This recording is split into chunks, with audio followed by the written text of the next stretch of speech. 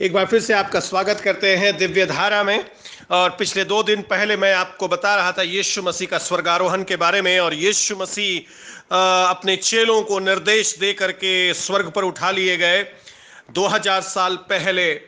और उनके चेलों ने उनकी आज्ञा को मानकर यरूशलेम में जाकर इंतजार किया, प्रार्थना में लौलीन रहे, स्तुति और आराधना करने लगे।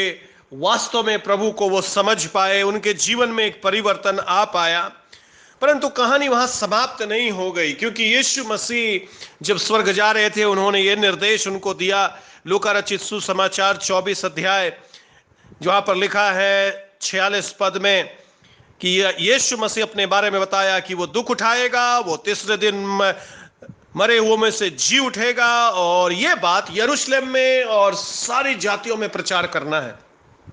यानी यीशु मसीह अपने चेलों को बता रहा था कहानी समाप्त नहीं हो रहा है, मैंने सारा कार्य पूरा कर दिया, उद्धार का कार्य पूरा हो गया है। अब इस समाचार को, मेरे जिंदगी के बारे में मैंने जो किया है और मैंने जो बोला है, इन बातों को लेकर के तुमको यरूशलेम से लेकर के दुनिया के छोर तक जाना है और इसी बात को लोगों को बताना है। और वहां पर लिखा है कि उनको मन फिराव के बारे बताओ, पापों की क्षमा के बारे बताओ, ये संदेश लेकर के दुनिया में जाओ। और 48 पद में लिखा है इन सब बातों के तुम गवाह हो, इसलिए तुमको भेज रहे हैं।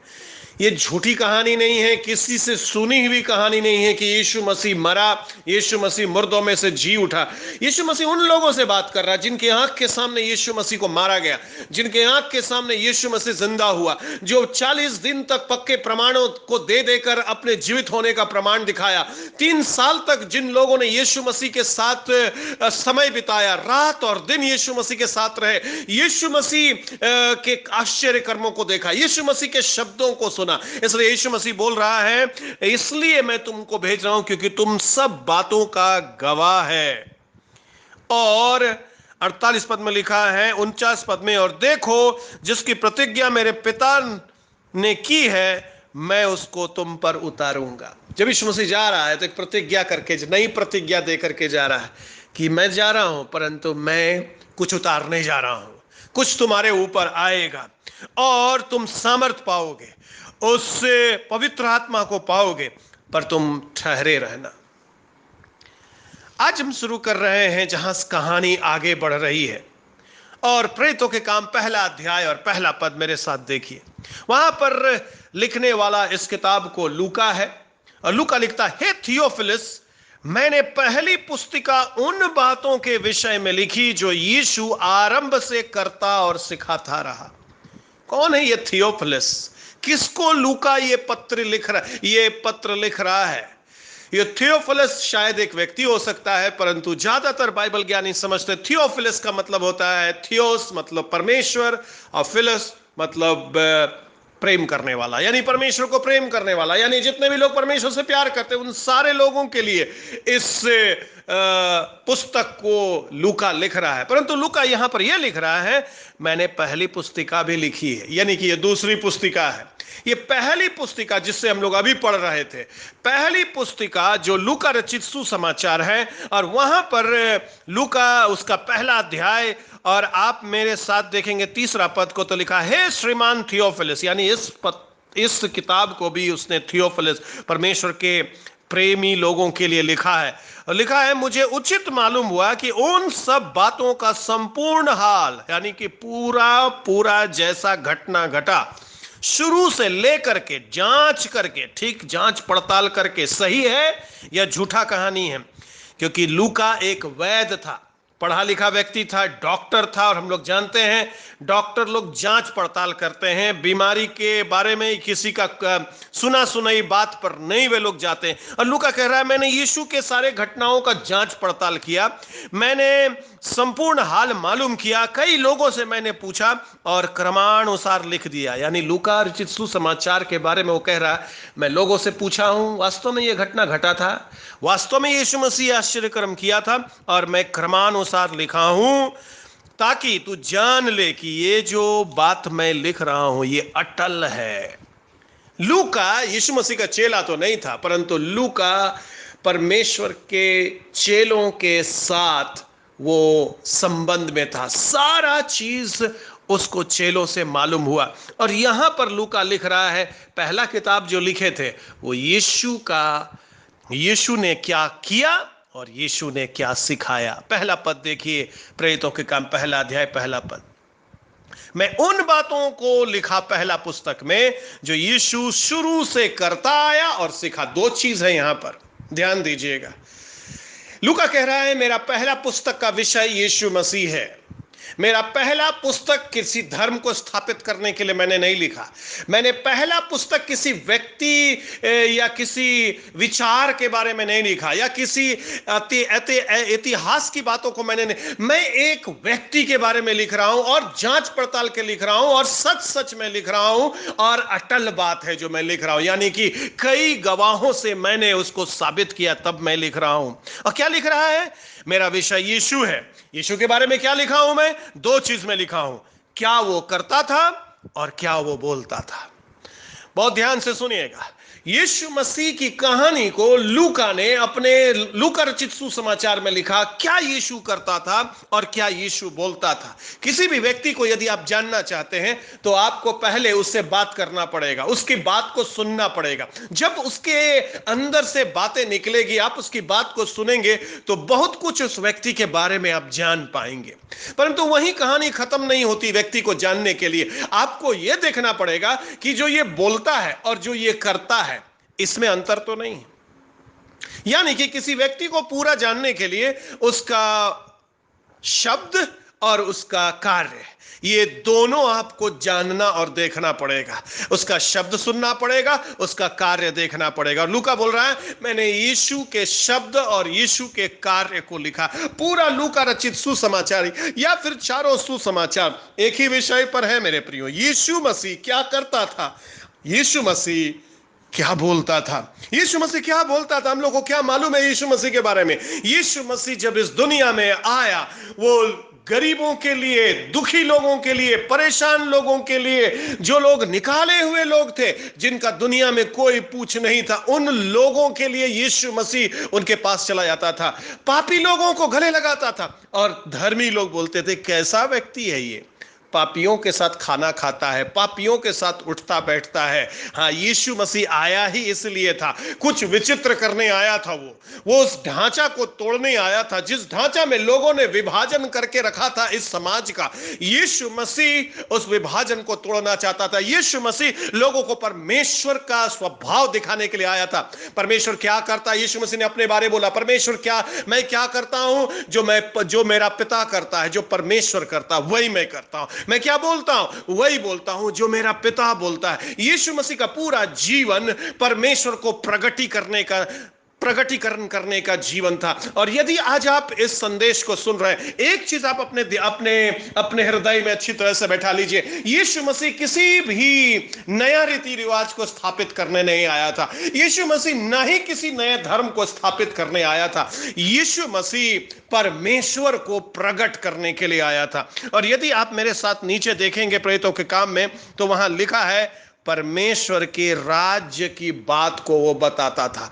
पहला संदेश से लेकर के अंतिम संदेश तक उसका एक ही विषय था, जाओ लोगों को बताओ परमेश्वर लोगों से प्यार करता है। चाहे वे किसी भी भाषा के हो, चाहे वो किसी भी संस्कृति के हो, चाहे वो किसी भी देश के हो, परमेश्वर प्यार करता है। और मेरे प्रियो, बाइबल का यही एक सबसे बड़ा शुभ संदेश है। इसे शुभ संदेश कहा जाता है इसलिए क्योंकि ये किसी के साथ विभाजन नहीं करता है। यह शुभ संदेश ऐसा है, यूहन्ना 3:16 में यूहन्ना ने लिखा, पर यीशु मसीह के मुंह से यह शब्द निकला, क्योंकि परमेश्वर ने जगत से ऐसा प्रेम किया है। परमेश्वर ने किसी विशेष संस्कृति से प्रेम नहीं किया है, किसी विशेष लोगों से प्रेम नहीं किया, किसी विशेष भाषा से प्रेम नहीं किया। परमेश्वर ने जगत से प्रेम किया है। जाओ लोगों को बताओ कि परमेश्वर प्यार करता है। जाओ लोगों को बताओ कि परमेश्वर परमेश्वर का राज्य स्थापित करने हम आए हैं। हम धरती में धरती का राज्य स्थापित करने नहीं आए, हम किसी संस्कृति का राज्य स्थापित करने नहीं आए, हम किसी भाषा का राज्य स्थापित करने नहीं आए, हम किसी जाति का राज्य स्थापित करने नहीं आए, ना ही किसी धर्म का राज्य स्थापित करने आए हैं। हम परमेश्वर का राज्य स्थापित करने आए हैं। कैसा होता है परमेश्वर का राज्य? परमेश्वर का राज्य दिखाई कैसा देता है? परमेश्वर का राज्य निकट आ गया है। जिसने मुझको देखा है उसने परमेश्वर को राज्य को देखा है। कैसा है परमेश्वर का राज्य? यीशु मसीह को देखना पड़ेगा, उसका शब्द सुनना पड़ेगा, उसका काम देखना पड़ेगा। परमेश्वर के राज्य में क्या होता है? परमेश्वर के राज्य में प्रेम पाया जाता है। परमेश्वर के राज्य में क्या है? परमेश्वर के राज्य में क्षमा है। परमेश्वर के राज्य में क्या है? परमेश्वर के राज्य में दया है। जब एक स्त्री को पकड़ा गया, ओ पाप करते हुए यीशु मसीह के सामने लाया गया कि उसको दंड दिया जाए, और यीशु मसीह ने कहा जिसने पाप नहीं किया है वही इस पर पहरा पत्थर चलाएगा। यीशु मसीह ने परमेश्वर के हृदय को दिखाया। तो मानव ने ऐसे ऐसे नियम बनाए हैं और ऐसे बंधन में सारी दुनिया को तुम बांध दिया है। हर चीज अपने लाभ के लिए तुम लोगों ने बनाया है। परमेश्वर ऐसा नहीं है। परमेश्वर देने वाला परमेश्वर है। परमेश्वर उद्धार परमेश्वर है। अपना जान वो तुमको देने के लिए आया है। यीशु मसीह ने कहा मैं आया हूं ताकि पापियों को ढूंढ करके निकालूं। मैं आया हूं ताकि मैं लोगों के लिए अपना प्राण दूं। और केवल वो प्रचार नहीं किया मेरे प्रियो, वो ढूंढता रहा। वो ऐसे लोगों को ढूंढा जो छिपा हुआ लोग था। एक स्त्री थी जो दोपहर में पानी भरने आती थी क्योंकि उसको डर लगता था अपने गांव के लोगों से। वो इतना पापिन स्त्री थी, पर यीशु मसीह उसको ढूंढ कर निकाला। वो उस दोपहर में उस कुएं के पास पहुंच गया और उसको यीशु मसीह ने, उसका जिंदगी बदल गया। एक व्यक्ति पेड़ के ऊपर चढ़ा हुआ था और वो छिपा हुआ था क्योंकि लोग उससे नफरत करता था। यीशु मसीह उस पेड़ के नीचे आकर रुक गया और यीशु मसीह ने उसको ढूंढ निकाला। जो यीशु मसीह बोलता था वही यीशु मसीह करता था। यीशु मसीह का व्यक्तित्व ऐसा व्यक्तित्व है मेरे प्रियो, जो कथनी है और जो करनी है वो एक समान है। इसीलिए आज 2000 साल बाद भी यीशु मसीह के नाम से दुष्ट आत्माएं भागती है। लोग यीशु की ओर आकर्षित होते हैं, लोग यीशु मसीह के सामने नतमस्तक होते हैं। एकमात्र कारण है मेरे प्रियो, क्योंकि यीशु मसीह साक्षात परमेश्वर इस दुनिया में देह को धारण करके आया और उसने मानव के लिए ऐसा प्रेम उंडेला, उसने मानव के प्रति ऐसा दया दिखाया, उसने बीमार लोगों के प्रति ऐसा दया दिखाया, उसने कोढ़ियों के प्रति ऐसा दया दिखाया, उसने दबे कुचलों के लिए ऐसा दया दिखाया। उसी दया के कारण आज हम लोग यीशु मसीह के पास खींचे चले आए। हम लोगों का जीवन भी बेकार था एक समय, हम लोग भी दुनिया में जी रहे थे, अपने लिए स्वार्थ में जी रहे थे। एक दिन यीशु मसीह आया और मुझे ढूंढ निकाला। एक दिन यीशु मसीह आया, आपको ढूंढ निकाला। हो सकता है आप पहली बार ये संदेश सुन रहे हैं, या हो सकता है कई दिनों से परमेश्वर के वचन को आप सुन रहे हैं। यीशु मसीह आपको ढूंढ निकाला है मेरे प्रियो। यीशु मसीह आपसे प्यार करता है। यीशु मसीह का कथनी और करनी में अंतर नहीं है। यीशु मसीह परमेश्वर का राज्य स्थापित करने आया था। यीशु मसीह परमेश्वर के राज्य जहां आनंद है, प्रेम है, शांति है, क्षमा है, धीरज है, दया है, उसको स्थापित करने आया था। और आज शाम यीशु मसीह अपने उस राज्य को आपके घर में, आपके दिल में स्थापित करना चाहता है। यदि परमेश्वर को आप मौका देंगे, यदि परमेश्वर से कहेंगे परमेश्वर आप मेरे घर में आइए, आप मेरे जीवन में उतरिए, परमेश्वर आपके जीवन में उतरेगा। कौन है ये यीशु मसीह? ये यीशु मसीह जो स्वर्गारोहण हुआ है। ये यीशु मसीह का काम समाप्त नहीं हुआ है, क्योंकि अब उसका चेला लोग जो वचन सुना है और जो उसका कार्य देखा है उसको जाकर के दुनिया वालों को ये लोग बताएगा, और ये बताएगा कि यीशु मसीह कितना आपसे प्रेम करता है। यीशु मसीह कितना आपसे प्रेम करता है। और आज शाम यदि आप दुखी हैं, यदि आप परेशान हैं, यदि आप समस्या में हैं, याद करिए यीशु आपसे प्रेम करता है। दूसरा पतरस उसका पहला अध्याय का 16 पद में परमेश्वर का दास जब अपने अपने अपने अनुभव को लिखता है यीशु मसीह के बारे, उसने लिखता है, पतरस जो कि यीशु मसीह का सबसे महत्वपूर्ण चेला था, लिखता है जब हमने तुम्हें यानी यीशु मसीह का सामर्थ का समाचार सुनाया है। यानी जब पतरस लोगों के पास जा रहा है और यीशु मसीह के बारे बता रहा है, ये नहीं बोल रहा है मैंने किसी धर्म को तुम्हारे पास लाया, मैंने यीशु मसीह को तुम्हारे पास लाया। जब मैंने यीशु मसीह का समाचार तुमको सुनाया तो याद रखना वो चतुराई से गढ़ी हुई कहानी नहीं थी। ये कोई कहानी नहीं है, मनगढ़ंत कहानी नहीं है, ये पक्की कहानी है, क्योंकि यीशु के बारे वही लोग लिखे हैं जिन्होंने यीशु मसीह को देखा और उसके साथ जीवन बिताया। पतरस बोल रहा है जो मैं लिख रहा हूं यीशु के बारे वो मनगढ़ंत कहानी नहीं है। क्या है पतरस? ये पतरस बोल रहा है हमने आप ही उसके प्रताप को देखा है, हमने स्वयं उसका महिमा देखा।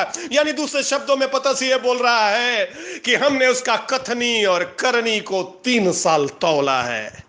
ये मनगढ़ंत बात नहीं है कि यीशु मसीह दुखी से प्यार करता है। ये मनगढ़ंत बात नहीं है कि यीशु मसीह बीमारी से चंगाई देता है। ये मनगढ़ंत बात नहीं है कि दुष्ट आत्माओं यीशु मसीह के नाम से भागता है। ये मनगढ़ंत बात नहीं है कि यीशु मसीह क्रूस पर चढ़ा था।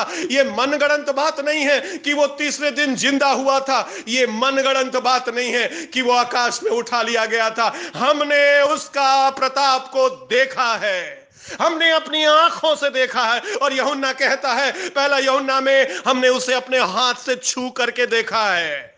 जो वो बोलता था और जो वो करता था उसमें कभी भी 3 साल में एक बार भी अंतर नहीं पाया। हमने हाथ से छू करके देखा है, अपनी आंखों से देखा है, उसके प्रताप को हमने देखा है। और आज शाम यीशु मसीह आपके घर में, आपके जीवन में प्रवेश करना चाहता है। कौन है ये यीशु? ये किसी धर्म का स्थापना करने वाला व्यक्ति नहीं है मेरे प्रियो। ये परमेश्वर का राज्य का स्थापना करने वाला है।